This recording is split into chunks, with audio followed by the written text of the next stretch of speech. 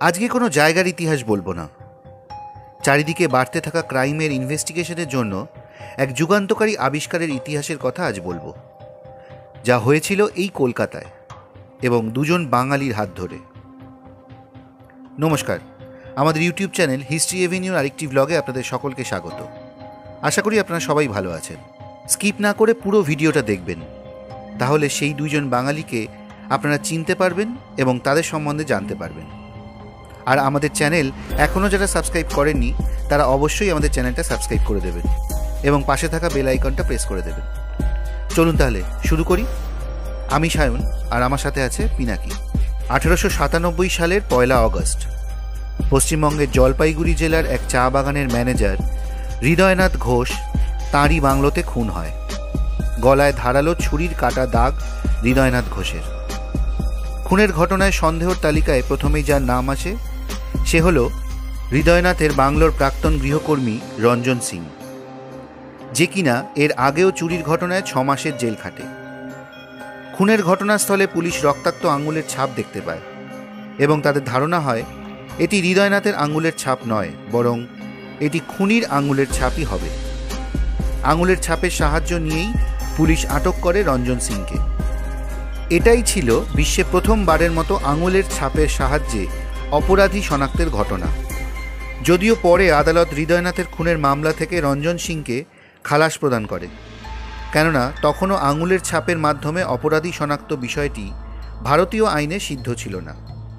19বিংশ শতকের শেষের দিক বেঙ্গল পুলিশের দপ্তরে কাজে ডুবে আছেন দুই বাঙালি সাব ইন্সপেক্টর, কাজী আজিজুল হক সঙ্গে হেমচন্দ্র বসু। দুজনেই মেতে আছেন অপরাধ বিজ্ঞানের একটি বিশেষ বিষয় নিয়ে, চারিদিকে ছড়ানো আঙুলের ছাপের নমুনা। সেসব দিয়েই একটা নতুন সিস্টেম শুরু করার ভাবনায় তাঁরা। যত এগোচ্ছেন ততই উত্তেজনা চেপে বসছে ভেতরে। হঠাৎই এলো সেই মুহূর্ত। ইউরেকা! তৈরি হলো অপরাধী শনাক্তকরণের নতুন পদ্ধতি। গোটা বিশ্বের সামনে এলো ফিঙ্গারপ্রিন্ট ভেরিফিকেশন। আজকের দিনে দাঁড়িয়ে আঙুলের ছাপের ব্যবহার যে কত রকমভাবে হয় সেটা নিশ্চয়ই আর বলে দিতে হবে না। আপনার পকেটে যে স্মার্টফোনটি রয়েছে তার সঙ্গে জুড়ে আছে ফিঙ্গারপ্রিন্ট সেন্সর। মল, অফিস থেকে শুরু করে পরীক্ষায়ও আঙুলের ছাপ কাজে আসে। পুরোটাই নিরাপত্তার ওপর ভিত্তি করে তৈরি হয়েছে। এবং এই সব কিছুর বাইরে একটা বড় জায়গা জুড়ে আছে অপরাধ জগৎ। চুরি, ডাকাতি, খুন যাই হোক না কেন, গোটা বিশ্বের পুলিশ ও গোয়েন্দাদের কাছে অন্যতম প্রধান অস্ত্র এই ফিঙ্গারপ্রিন্ট। 19বিংশ শতকে এসে এই ফিঙ্গারপ্রিন্ট বা আঙুলের ছাপের রহস্য ভেদ করেন স্যার ফ্রান্সিস গোল্ড। একজনের সঙ্গে আরেকজনের আঙুলের ছাপের যে ফারাক সেটা তিনিই প্রথম ধরিয়ে দিয়েছিলেন। আবিষ্কার হলেও অপরাধ বিজ্ঞানে তখনও প্রবেশ করেনি এই পদ্ধতি। আঙুলের ছাপকে কি করে একটি নির্দিষ্ট ছকে ফেলে অপরাধীকে কাবু করা যায় সেটা বের করার চেষ্টা তখনও করে যাচ্ছেন অনেকে। কলকাতাতেও সেই চেষ্টা শুরু করেছেন বেঙ্গল পুলিশের তৎকালীন আইজি এডওয়ার্ড হেনরি, কিন্তু কিছুতেই কাবু করতে পারছেন না। বুঝতে পারলেন এমন কাজে সাহায্য করতে পারবেন এমন কেউ যার অঙ্ক ও পরিসংখ্যান বিদ্যায় দখল আছে। সঙ্গে সঙ্গে চলে গেলেন প্রেসিডেন্সি কলেজে। ঘটনাচক্রে সেই সময়ই কলেজে গণিত নিয়ে পড়াশোনা করছেন কাজী আজিজুল হক। খুলনার এক অখ্যাত গ্রাম থেকে ভাগ্যের ফেরে কলকাতায় এসে পৌঁছন আজিজুল হক। ছোট বয়সী বাবা মা চলে যান। হতদরিদ্র অবস্থা, কিন্তু মেধা ছিল দেখবার মতো। অঙ্কের জটিল সমস্যার এক নিমিষে সমাধান করে ফেলতেন তিনি, কিন্তু সেভাবে পড়াশোনার সুযোগ পাননি। সেই কিশোর বয়সেই কলকাতায় এসে জায়গা পান এক বাবুর বাড়ি। এখানে এসে সহায় হন ভাগ্যদেবতা। নিজের মেধার জোরে আজিজুল হক জায়গা করে নেন প্রেসিডেন্সি কলেজের গণিত বিভাগে। সেখানেও সমস্ত অধ্যাপকদের নজর কেড়ে নেন তিনি। কাজেই বেঙ্গল পুলিশের আইজি হেনরি সাহেব যখন অঙ্কে পারদর্শী এক তরুণের খোঁজে এলেন, তখন অবধারিতভাবে ডাক পড়ল কাজী আজিজুল হকের। সাব ইন্সপেক্টর হিসেবে যুক্ত হলেন পুলিশ বিভাগে। আসল কাজ ছিল অপরাধী শনাক্তকরণের কাজটি আরও সহজ করার। হেমচন্দ্র বসু 1867 সালে বাংলাদেশের চুয়াডাঙ্গা জেলার তৎকালীন বেঙ্গল প্রেসিডেন্সির নদিয়া জেলায় জন্মগ্রহণ করেন। তার বাবা একজন পোস্টমাস্টার ছিলেন। 1883 সালে যশোর জিলা স্কুল থেকে মেট্রিক পাশ করার পরে তিনি কলকাতার সংস্কৃত কলেজে নাটোর রাজের বৃত্তি নিয়ে গণিত বিষয় অধ্যয়ন করেন এবং 1888 সালে বিজ্ঞানে স্নাতক হন। তিনি 1889 সালে বেঙ্গল পুলিশ সার্ভিসে সাব ইন্সপেক্টর হিসেবে যোগ দেন। আজিজুল এবং হেমচন্দ্র দুজনে মিলে লেগে পড়লেন কাজে। সেই সময় অপরাধী শনাক্তকরণের কাজে ব্যবহার করা হতো একটি বিশেষ পদ্ধতি, নাম অ্যানথ্রোপমেট্রি, যেখানে মানুষের শরীরের আকৃতিকে ধরে কাজ করা হতো। ব্যাপারটা যথেষ্ট জটিল। কাজ করতে গিয়ে অসুবিধায় পড়েন আজিজুল এবং হেমচন্দ্র। যত তাড়াতাড়ি শনাক্তকরণের কাজ হবে ততই ভালো।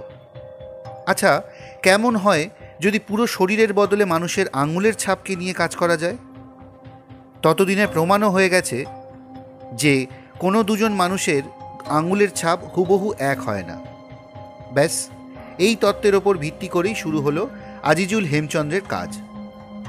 পুরো বিষয়টি তত্ত্বাবধানে ছিলেন এডওয়ার্ড হেনরি। দুই তরুণের কাজ যথেষ্ট মুগ্ধ করেছিল তাকে। 1892 সালে পুলিশে যুক্ত হয়েছিলেন আজিজুল হক এবং হেমচন্দ্র বসু। মাত্র 5 বছরের মধ্যেই দুজনে নিয়ে এলেন সম্পূর্ণ নতুন একটি পদ্ধতি, যার মূল কেন্দ্র ছিল ফিঙ্গারপ্রিন্ট। আজিজুল হক আর হেমচন্দ্র বসু আবিষ্কার করলেন একটি বিশেষ গাণিতিক ফর্মুলা, আর তার ওপরই দাঁড়িয়ে থাকলো পুরো সিস্টেম। 1897 সালে বেঙ্গল পুলিশের বিশেষ কমিশন এই নতুন সিস্টেমের পরীক্ষা করেন এবং আশ্চর্য, অ্যানথ্রোপোমেট্রির থেকে অনেক তাড়াতাড়ি এবং অনেক নির্ভুল ফলাফল দিচ্ছে এই নতুন পদ্ধতি। শুধু বাংলা বা ভারত নয়, গোটা বিশ্ব চোখ ভরে দেখল এই আবিষ্কার। বলা ভালো, ফিঙ্গারপ্রিন্ট আইডেন্টিফিকেশনের শুরু সেই দিন থেকেই। এরপরেই দেখা দিল বিতর্ক। না, পদ্ধতিটি নিয়ে নয়, তার নামকরণ নিয়ে। আইজি এডওয়ার্ড হেনরি কেবল তত্ত্বাবধায়কের দায়িত্ব পালন করেছিলেন, আসল কাজ করেছিলেন কাজী আজিজুল হক এবং হেমচন্দ্র বসু। অথচ নতুন আবিষ্কৃত পদ্ধতিটির নাম হল হেনরি ক্লাসিফিকেশন সিস্টেম। এমনকি গোটা বিশ্ব এই নামেই চিনল অপরাধ বিজ্ঞানের অন্যতম গুরুত্বপূর্ণ আধুনিক আবিষ্কারকে। এই ঘটনা আজও অনেকে মানতে পারেন না। কাজী আজিজুল হকের এবং হেমচন্দ্র বসুর প্রতিক্রিয়া কী ছিল? না, তা জানা যায়নি। খারাপ কি লাগেনি এক ফোঁটাও? আজিজুল হক এবং হেমচন্দ্রের অবদান কি ভুলে গেল স্বয়ং এডওয়ার্ড হেনরি? না, তা হয়তো নয়, কারণ পরবর্তী সময়ে হেনরি সাহেব বহুবার স্বীকার করেছেন আজিজুল হক আর হেমচন্দ্র বসুর অবদানের কথা। এই দুজন না থাকলে যে আঙুলের ছাপের এমন ব্যবহার সামনেই আসতো না, সেটাও স্বীকার করেছেন। ব্রিটিশ সরকারের পক্ষ থেকে এমন অবদানের জন্য আজিজুল হককে খাঁ সাহেব উপাধি এবং হেমচন্দ্র বসুকে রায়বাহাদুর উপাধি দেওয়া হয়। পরবর্তীকালে ব্রিটেনের ফিঙ্গারপ্রিন্ট ডিভিশন এই দুজনের নামে বিশেষ পুরস্কার ঘোষণা করেন, আজও যা হক অ্যান্ড বোস অ্যাওয়ার্ড নামে বিখ্যাত। হেনরি সাহেবের সঙ্গে এক সারণিতে উচ্চারিত হন কাজী আজিজুল হক এবং হেমচন্দ্র বসু। কিন্তু আমরা কি মনে রেখেছি এই দুজন কিংবদন্তিকে?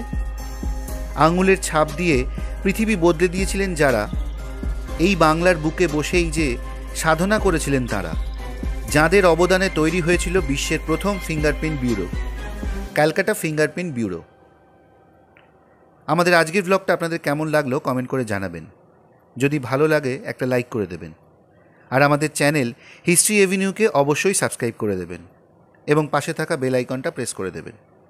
আর হ্যাঁ, আমাদের এই ব্লগগুলো অবশ্যই শেয়ার করবেন, যাতে আমরা এরকম ধরনের আরও ইতিহাস আপনাদের সামনে নিয়ে আসতে পারি। সবাই ভালো থাকবেন, সুস্থ থাকবেন। নমস্কার।